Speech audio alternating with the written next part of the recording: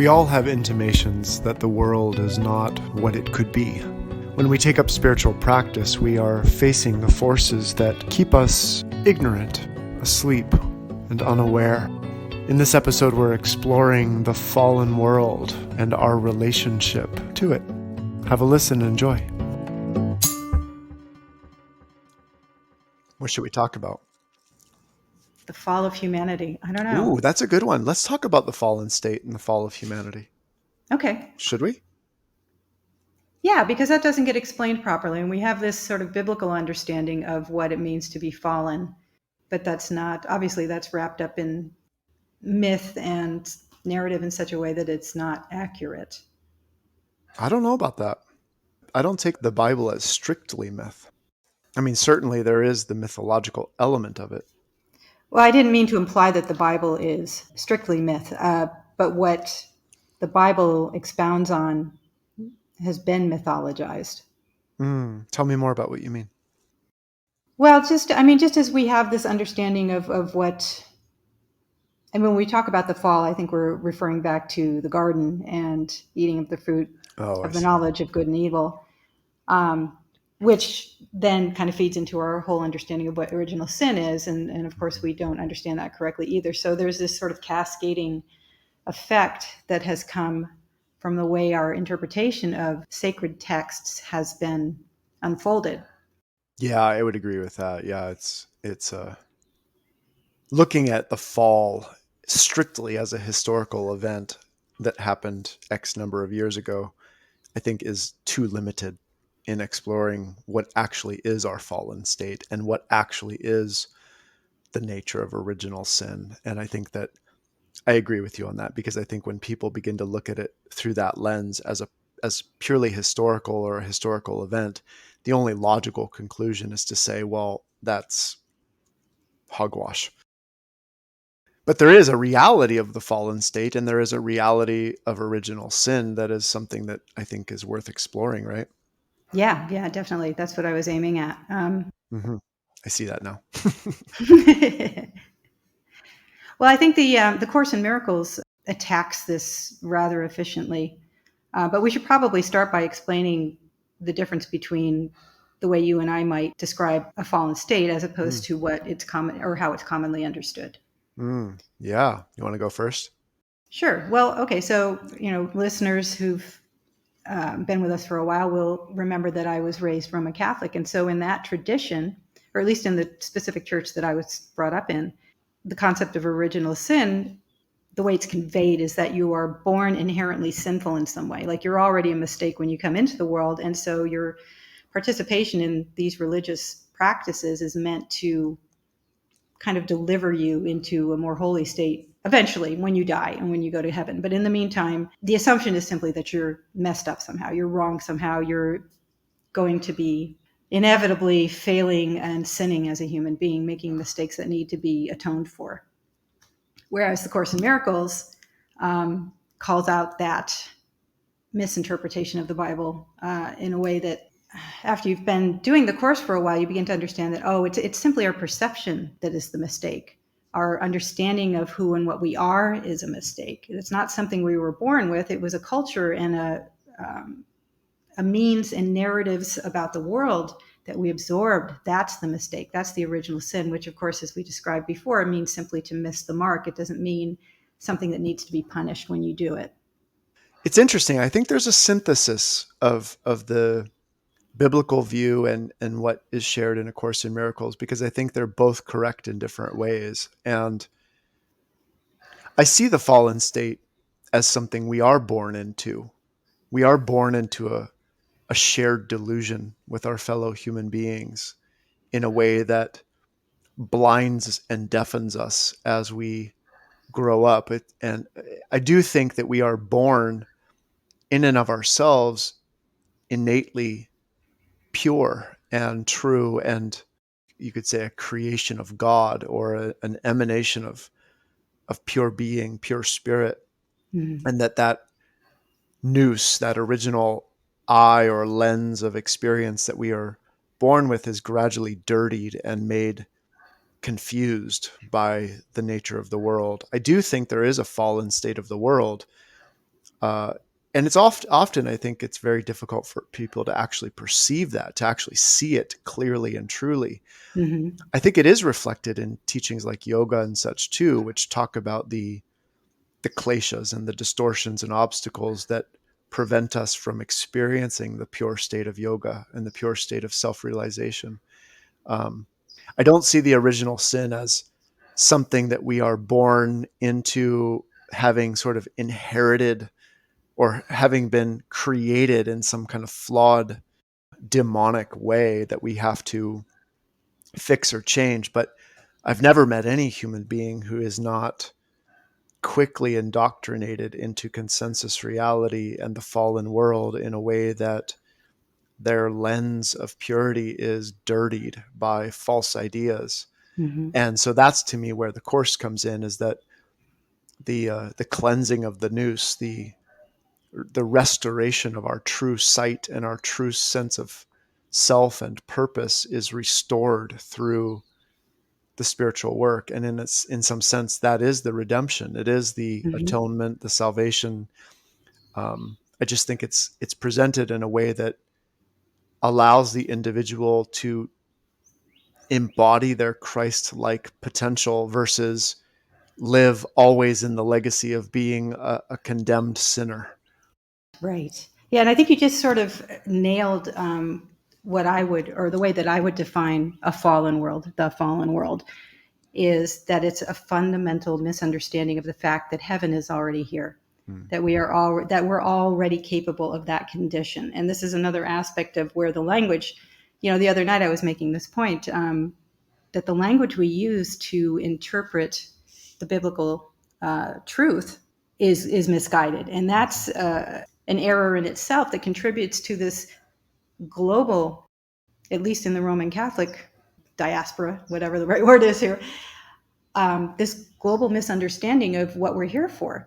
And this global misunderstanding, and I think this applies to almost anybody, that we're not good enough yet, that we're always this work in progress that needs to be improved upon because, whether this is spoken in such words or not, there's this understanding that you can always be a little bit better. And I know we've talked about this before in other contexts, but I find that to be a very kind of corrosive influence that eats away at people in terms of their ability to see truth accurately because it's always being filtered through this perspective of being cursed somehow or unfinished or, again, inherently sinful. Does that make sense? It does. I think that what you're describing is unfortunately one of the byproducts of people who come out of the Catholic tradition. Um, because I think it's true. We aren't perfect as we are. We aren't complete. And I think everybody in their core knows that. It's not just Mm-hmm. that the church has taught us we're inadequate or faulty in some way. It's that each of us knows we're not living according to our true potential. And Mm-hmm. I think that to me, the greater problem is not the way the church has framed it as much as the falseness of those who taught it and the way that Mm-hmm. Right. their own lack of embodiment of the Christ like essence um, makes their message, even if the words are true, makes it susceptible to this falseness. And that what most people end up encountering then is in the churches is the falseness of the individuals and not the teaching. And I think that Mm-hmm. when that happens, unfortunately, people discard the teachings and the path itself because, I mean, why should I follow a path when the person in front of me who's telling me about it, it has not been clearly changed by it, right? Right. And Right. so the people themselves who aren't really disciples of that path end up distorting it. And the same thing Yeah. happens in yoga and Buddhism. I've seen it there too. Mm-hmm. It gets incredibly subtle. I mean, to try to talk about these things, because it's easy to conflate the idea of being fallen or imperfect with a fundamental badness, you know, to Yeah. take that quite personally, when we could alternatively sort of perceive ourselves as being imperfect, that there's always something to be a little bit improved, but that's perfectly fine. I mean, that's how it should be. And it's not a condemnation of our true selves. It's not a rejection of our true selves. It's simply an awareness of truth without judgment. So you can see where, the idea of goodness and badness kind of really muddies the water here when we're trying to determine what fallen means or what sinful means or self improvement means, all of those things. I'm not sure that was super clear, but Well, I agree with you as far as the broken self image that most people develop and end up living out. On the other hand, I do see utility, and probably this would come as a surprise to most people that I work with, or maybe even to who listen to this podcast. Is I actually see great utility in the judgment mm-hmm, aspect, because if we can't discern truth from untruth, if we can't discern what is of our spiritual essence and what is of our fallen state, we don't have any way to actually approach the truth.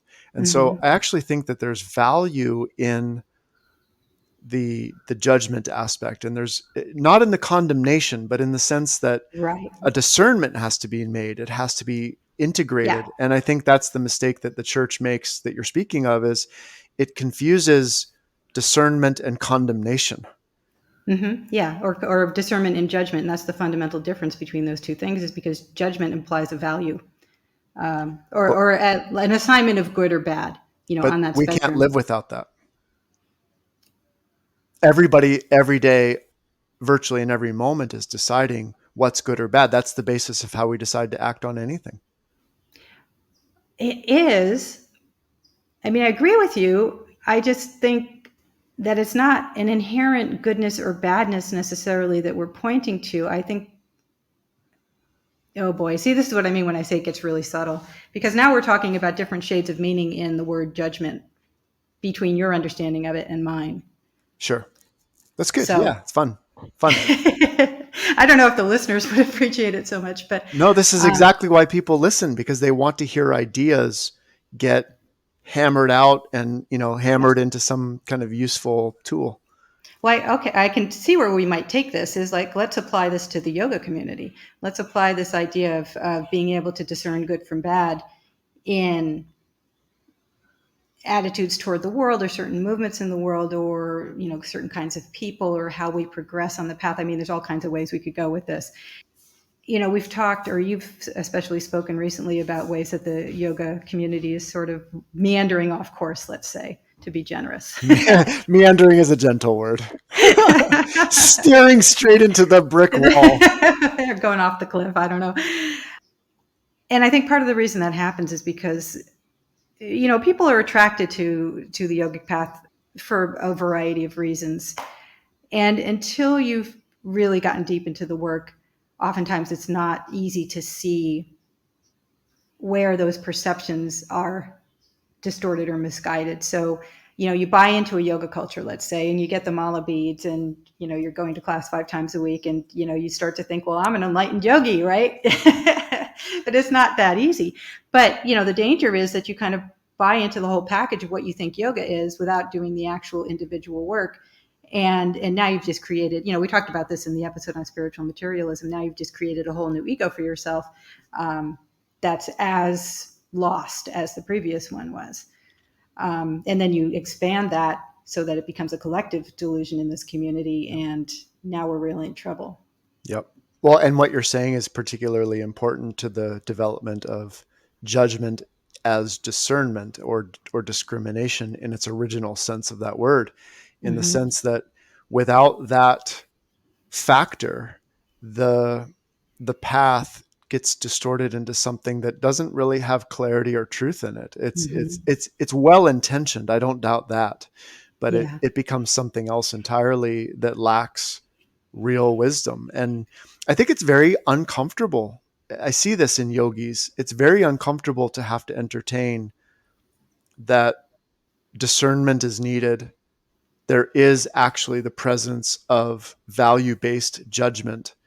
It's not condemnatory in the way that people have been taught judgment is condemnatory, but it does separate the wheat from the chaff. And without being Mm-hmm. able to do that, you don't know if you're eating nourishing food or wasted you know, Yeah. Yeah. fiber. So I think that's the direction I can see and have seen since I got involved in yoga in the West is it seriously lacks discernment Hmm. in a lot of ways, and it worse it attempts to relinquish judgment and discernment at all costs to the degree where one can't even know truth from untruth, good from bad.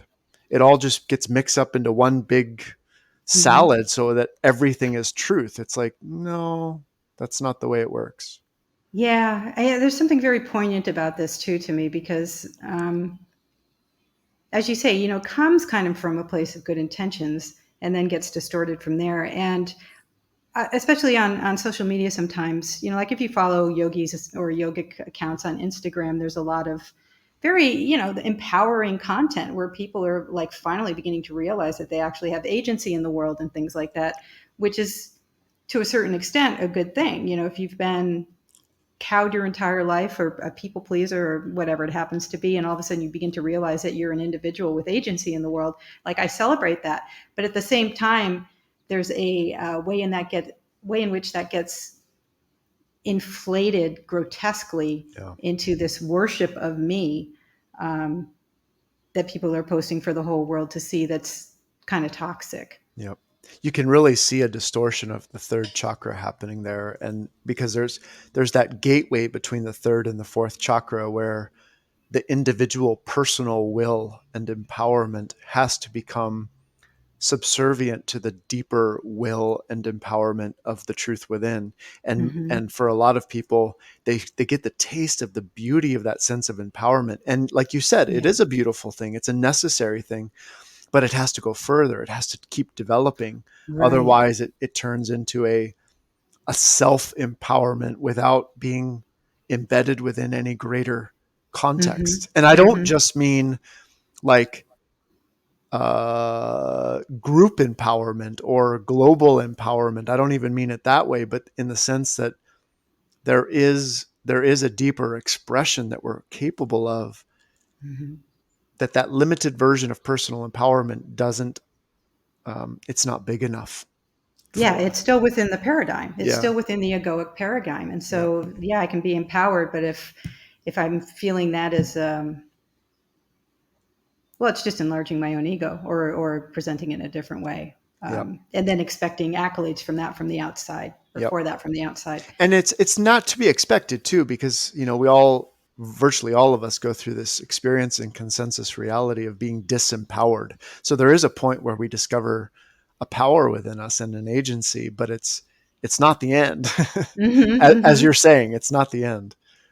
Yeah, it's sort of like, oh, realizing that you have a very powerful horse available to you and then just letting it run wild, as opposed to giving it a little bit of training and discipline, and then you can have a horse that's useful, that's suitable for pulling the carriage of the king, as opposed to Love that. one that people are running around a racetrack and people are betting and making money off of.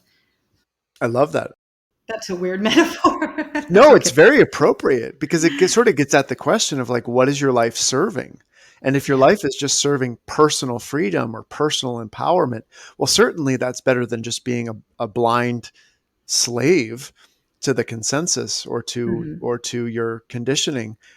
But by no means is it the full aspect of service. And that's what the ego doesn't want to hear. The ego doesn't get into the game of yoga or spirituality to become a servant. It gets in for Hmm. its own sense of expansion and glorification, and Right. that has its place, no doubt, but it's not what the fine. I mean, we are here to be made the vessel, the agent, Yes. the instrument for serving the king, as you said. I Hmm. like the way you said it. And without that understanding, the question is, who's the king? Who am I serving here?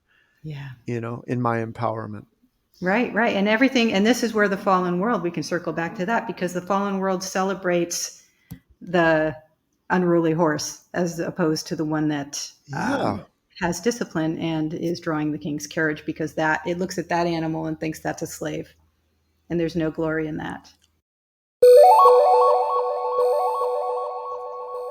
Would you talk a little bit further about what the fallen world encourages in that way? Like what you're Well, it's such an incestuous thing, if that's the right word. it's a perfect word. The way we feed off of and use each other's egos to advance. It's almost like the collective ego has an agenda that we all serve without even realizing it. And every message we get, especially in a capitalistic society, is that it's for your own glory, it's for your own self-elevation and hopefully money and riches. And so we see ourselves as these agents of achievement, I guess, or self-aggrandizement, even if we don't call it that, when the truth would have us, as you say, be a vessel for the divine, to be the horse pulling the king's chariot, Hmm. and holy in that way. I mean, no one wants to be a slave, and that is a natural expression of truth. But when the ego gets hold of it, it uses that idea to obviate any idea of ever serving in any other Mm, capacity. So service is seen to be this sort of low status place in society as opposed to being the king sure. yourself, right? And Right. as we know, the ego is always trying to be God. Yeah. God, there's so much contained within what you're saying. I mean, my mind goes in about 50 different directions with that because, I don't have a problem with capitalism like I once did. If I had Mhm. if I had been talking about this maybe, gosh, even 8, 9 years ago, I probably would be very condemning toward capitalism. I actually see the motivation of capitalism very differently now than I did at once. The piece of it that's important, though, that I think is within what you're saying is, in some sense, that way of living keeps us oriented around our own security, pleasure, and status. It Mhm. keeps us, we were talking about this before we started recording, it keeps us within the first three chakras. It keeps Mhm. us housed within the limited domain of those drives for security and safety, for pleasure and comfort, for status and control and power. And that to me is the real bondage, right? Mhm. Because I also see within the capitalist structure, I imagine this is going to be very unpopular with the Marxist listeners of the yoga community, is what capitalism also does is it puts a certain degree of power in the individual's hands Mhm. to shape their world any way they want to some Mhm. degree, Mhm. right? Which, if that's done not under the guise of the three drives, the security, pleasure, and power principle, but done instead for some very useful, very serving purpose, then the capitalist model becomes something that benefits the individual and the whole at the same time, Mhm. Mhm. right? So it begs the question for me. Gets into a little bit of, I suppose, economics and world structure, but it begs the question: is the problem of capitalism, is it in the system itself, or is it in the individuals who are operating within it, right? Because Mhm. if we are largely slave to our own drives for security and pleasure and power, then the system that develops as a result of that is going to reflect that, right? Mhm. Sure. Just as easily it could go the other way. Right, right. I think the fundamental problem with capitalism is, well, I mean, if you boil it down to the basic expression, I trade something of value to you for something that's of value to me, right? Mm-hmm. So that's very pure and that's honest. And, individuals can agree on whether it works for them or not. So you're empowered. When we then scale that up, and now we're locked into a system that determines how we do those things and is subject to manipulation by outside forces at the same time as we're participating in it and very dependent on the gaze of others as we're Mm-hmm. participating in it. Like we're almost performatively participating in capitalism so that we can show the results, like we can amass the lucre of this system and then enhance our own status in the eyes of other people. Then it's very toxic. But if you're simply participating in it in an honest way, honest exchanges with no manipulation, then as you say, I think it does serve a higher goal. And when you can take whatever profit you're amassing and use that for something true, then the system itself is neutral. I totally agree with you. It's Yeah. what we impose on it or what we project into it or how we perceive ourselves within it that becomes the problem. Now you get into some of the, I like this because this circles right back to the fallen world again. Now we get Mm-hmm. into this notion of empire, or sometimes called Babylon. Mm-hmm. I like to use a more gentle term, consensus reality, in that it fundamentally promotes a way of thinking, a way of operating in the world that Mm-hmm. keeps us bound to those objectives for security, Mm-hmm. pleasure, power, what have you. And you're right. I so much agree with you. It's like the system itself is actually neutral. But the way the individuals participate in it develops it, right? Mm-hmm. Same way with the conversation we were having around the church. It's like the church Mm-hmm. itself has almost a neutral, if not positive component. But when the individuals within it distort that, it becomes something else. And that's exactly getting at the essence of the fallen world. It's like, Mm-hmm. it's not the pristine world. Like you go out into the trees or out to the ocean, it's not the ocean or the trees that are corrupt. Mm-hmm. It's this potential within human nature to be bound to those lesser objectives. Mm-hmm. And I don't even just mean selfish as much as destructive, right? But Yeah. it's like it informs capitalism, it informs the church, it informs government, if it can inform communities, it can inform friendships, because it's that fallen state of awareness that we're operating from Right. in those Right. objectives. Mm-hmm. That's Yeah. a nice loop there. It reminds me of what you just said. Reminds me of I know some people who are long distance backpackers, and they'll go out and do like the Appalachian Trail, or be out for months on the trail. And the reentry into society after coming from just pure experience in the of nature and coming back into this world with the Yeah. noise and the money concerns and all that stuff, it's like traumatizing Yeah. almost. Like they have to take a week or so to reorient, and so that kind of tells you just how out of alignment we are Yeah. in terms of consensus reality.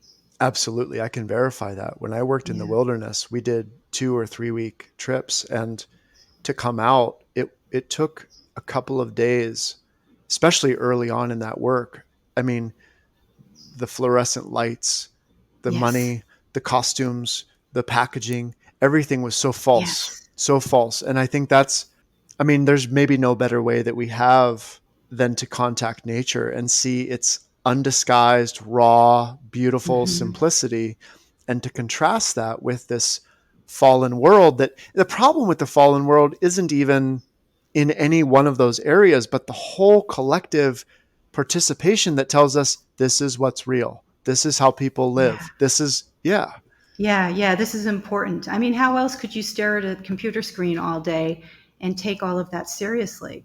right. And you step outside, like, I live in Mexico. We've got a ton of birds and nature here. And this is actually, I'm hearkening back to the Tao episodes we did right now, because just watching the interplay and the pure exchanges between bees and flowers, for example, or hummingbirds and nectar, or um, I've got a feral cat in the neighborhood that takes advantage of certain situations around here that I won't go into because they're kind of violent and gory. But that is sort of, it's such an honest form of being in the world Yeah. without all of this enhancement and false concerns that we apply to it in our human consensus reality, I guess. I think you're saying something very important there, which is part of the purpose of the fallen world, the consensus reality, is to insulate us against the horrors of humanity, Mm-hmm. the horrors of nature. There's a way in which that orientation around being safe and secure, being comfortable and feeling pleasure, being in control and being somebody important, like those all insulate us from our real contact with the world, which is not Mm-hmm. just butterflies and rainbows and floating on clouds. It's rigorous, it's intense. Like what people don't, I think this is a little bit of my beef with the yoga community, which I'm clearly operating within in some sense, is there's not enough Jedi in it, Mm-hmm. right? And it's not just that it's colorful. Like there is this weird social justice warrior component that is involved, but it's not necessarily driven by this deep Jedi component to master Hmm. oneself and live Hmm. that mastery. Yeah. Instead we trade that for the comforts and the pleasures of the fallen world as a way of insulating against the responsibility, the power, the freedom, and as we've said, Yeah. the being a servant. Right. Right. Oh God, there's so much going on there. That just really struck me what you said about insulating ourselves against the horrors of the natural world, because isn't that what civilization is ultimately, is an attempt to kind of gain this collective security. But I think you're talking about also another level on which we're distracting ourselves constantly with these sort of petty, made up egoic concerns, as a way of never seeing that as part of this natural world, we're supremely vulnerable all the time, Yeah, and if I come face to face with a tiger, it's a pretty good bet that I'm not going to survive that fight. right, Right. And we don't want to see that. We don't want to think that a tidal wave could come and wipe us out in the next 10 minutes. right. Or, to use recent events, a building could fall on our heads. That was tragic. I don't, maybe shouldn't include that. No, it's the horror of the It's, world. yeah, that Yeah, uncertainty that we're always trying to keep at bay. Like we never want to look at the reality of our own eventual deaths. We never want to look at this possibility that we could be, gravely harmed yeah, by people or anything else. And so we have this sort of like code of denial going on. yeah. Code of denial. I like that. Yeah. And that's where we get into like, what is the solution to the fallen world? Well, if you look at it through the lens of the Christian logos, it is to become the thing that is not fallen anymore and to Mm-hmm. walk into the world to share that, to demonstrate that, to extend that, right? And Mm-hmm. that's exactly what I hear you describing, because there is no such thing as a spirituality that transcends the fallen world. The only thing that exists is a spirituality that engages with the fallen world. Mm-hmm. We become dumb and blind when we just subject ourselves to becoming oriented around security, pleasure, power, because we miss out on this tremendous capacity to become the solution that we're looking for, Mm-hmm. right? And but that can only happen, as you just stated, by turning and facing the nature of it, that it's Yeah. vicious, it's horrible, there's floods, there's buildings collapsing, there's tigers, there's disease, there's death, there's decay, there's heartbreak. There Mm-hmm. is no path outside of that.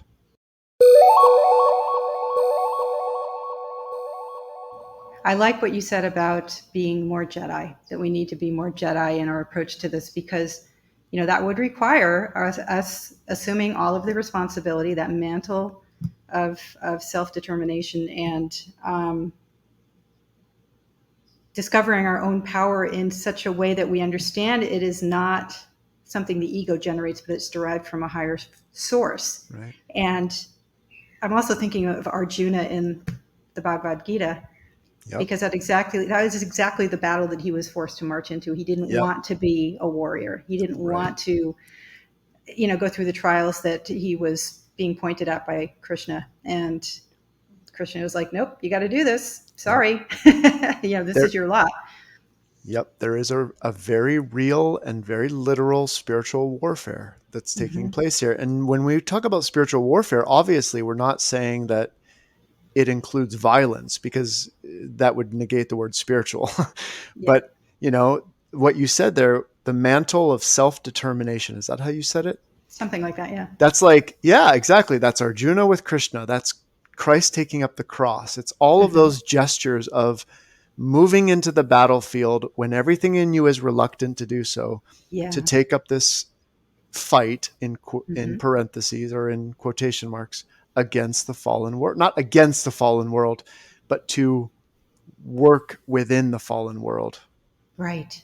And I remember, now I don't want to get too above my pay grade here, but when the war on terror was being talked about frequently, the concept of jihad came into the American consciousness in a way it never had before.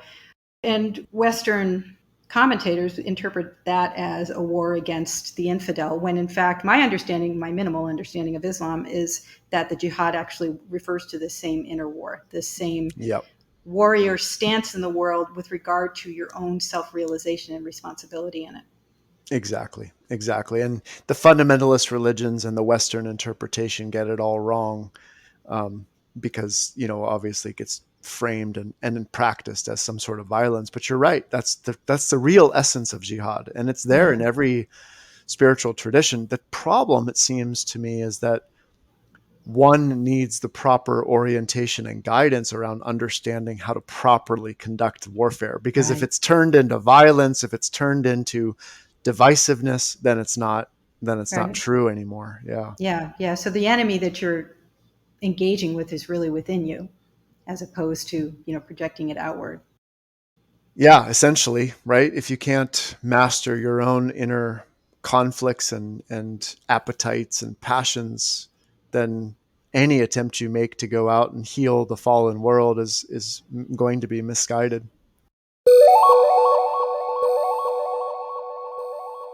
Do you want to talk about like what's the antidote to that? The antidote. Well, maybe that's the wrong word. No, I think it's the perfect word, actually, because I think there is an antidote to this poison, if you will, and I think we're covering many of the things. It's I think for a lot of individuals, and I'm speaking, I suppose, to probably, I would guess, folks who would be listening to this. First, it's acknowledging that there is a need to engage the battlefield, right? To become Neo entering the Matrix again, or Mm-hmm. um, that there is a purpose served by you being awake, and not just awake within your comfortable bubble or in a cave, or within your own within your own little altar room, but in a way that actually comes out and engages the world fully. Mm-hmm. I think there's an antidote right there, in what you said, the mantle. How did you say it again? The mantle of self Of determination. self-determination. Yeah. That's an important ingredient, as are all of the divine attributes that we cultivate, like a real love, a real discernment, real equanimity, real relationship, right? All of Mm-hmm. those qualities that real spiritual practice cultivates, they're all antidotes to the Mm-hmm. fallen state, every single one of them. And they're all going to be very individual since we all have our individual assortment and collection of delusions and misguided narratives and the Right. rest. So yeah, That maybe I think that point needs to be made more forcefully. I think maybe in the yoga community, as far as like you may think you've arrived, but until you've really, really gone down all of those multiple rabbit holes in your own, self or the way you've constructed your identity over the years, then you don't really know. You said something there that really caught me, and I think that's an important part of the antidote question, is that it's individual. Mm-hmm. Because take, for example, someone who develops a pattern of being self-effacing Mm-hmm. versus someone who is narcissistically let's say, possessive, or controlling, what have you. The remedy for those two different individuals and how they deal with the fallen world are very different. And so I think one of the things that makes the antidote difficult is that it's a very individual unfolding, Yeah. right? I mean, we have universal qualities that we develop, but Mm-hmm. for every individual, they arrive at those qualities in a very unique way, which is one of the reasons I love the Enneagram, Yeah. Yeah. because it helps detail that individual unfolding. Oh, that's a really good point. Because yeah, I was about to say something about how there's really not a syllabus for any of this. There's no map to follow because it does differ for everyone depending on the level of awareness with where you're starting from. Because we're all different to begin with, and then we see a glimpse of something divine, and then whatever happens after that is going to vary a lot by individual. Yeah, we have different levels of self-awareness. We have different Mm-hmm. levels of fixation. We have different uh, past situations. I mean, what the work for a person who's undergone severe trauma is going to be very different for a person who hasn't. Yeah, yeah. And the situations that we will find ourselves in that facilitate that unfolding are going to be very different. So, what triggers one person into a higher experience or understanding or insight is going to be very different from what triggers another person into seeing it. So, we're not cookie cutter yogis, and yet we tend to move as a pack sometimes that way, Yeah. assuming that we all believe or understand or perceive the world in a certain way. Yeah. Well, for that reason, I've always felt that people need to do individual work. They need to do one-on-one work with a wise teacher, and they need to be involved in groups, because the Mm-hmm. perspectives you get in those two different environments, and then all on top of that, engaging in the marketplace, the world, you're placing yourself within all of these ripe containers to Mm, mature and develop yourself that you wouldn't yeah. otherwise, a person might not otherwise do that. Like, people who try to practice their own individually guided path almost never develop anything. Yeah, yeah. Well, and it's all too easy to kind of fall into that pattern with the internet and with there being all these courses available online that Yeah. you can just sit in your living room and, um, leisurely evolve, I guess, in a Yeah. leisurely fashion. The other thing that springs to mind about what you said. Let's tell our listeners for a moment, do not be leisure about this. Your Hmm. life depends on it. Yeah, very much so.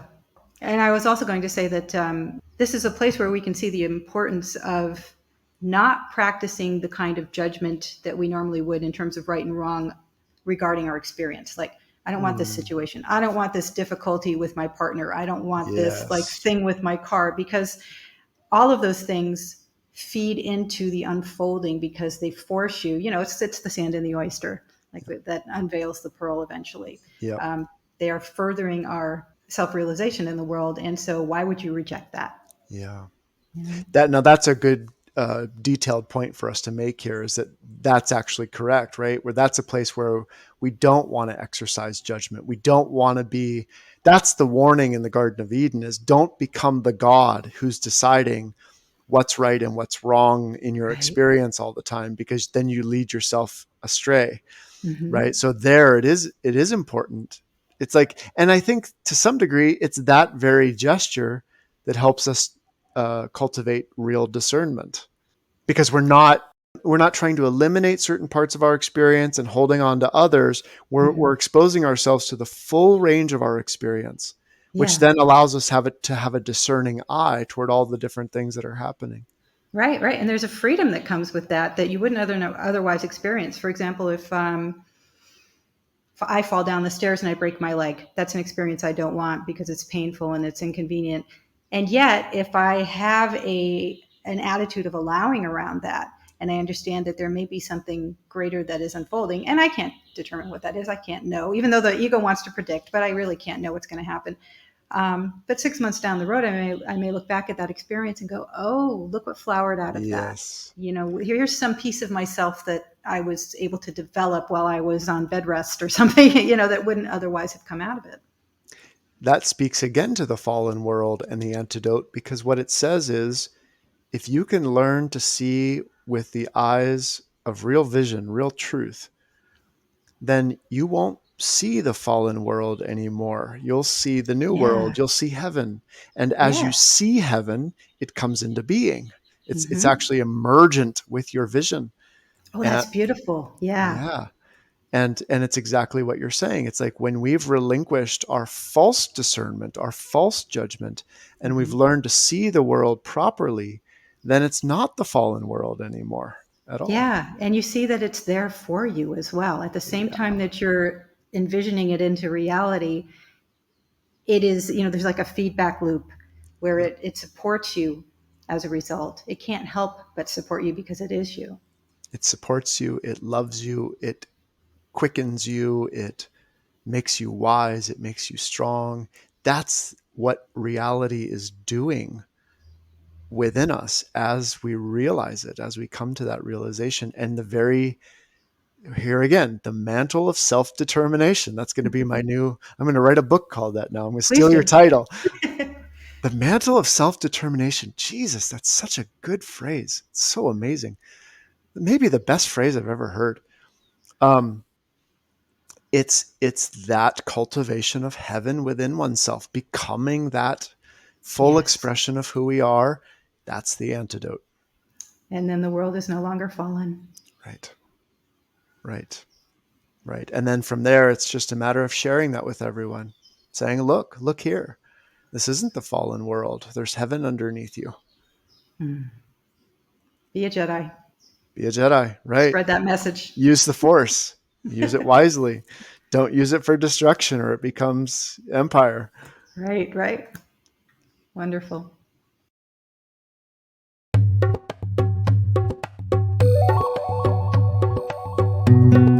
Thanks for listening to this episode of Into the Mystery. We hope you gained something useful. If you'd like to learn more about our work, you can go to our websites. Mine is at adivajra.org, adivajra.org, or visit Rishika's at interdimensionalyoga.com. If you have questions or topics you'd like to hear about in future episodes, be sure to drop us a line. We'd love to hear from you. Thanks for listening.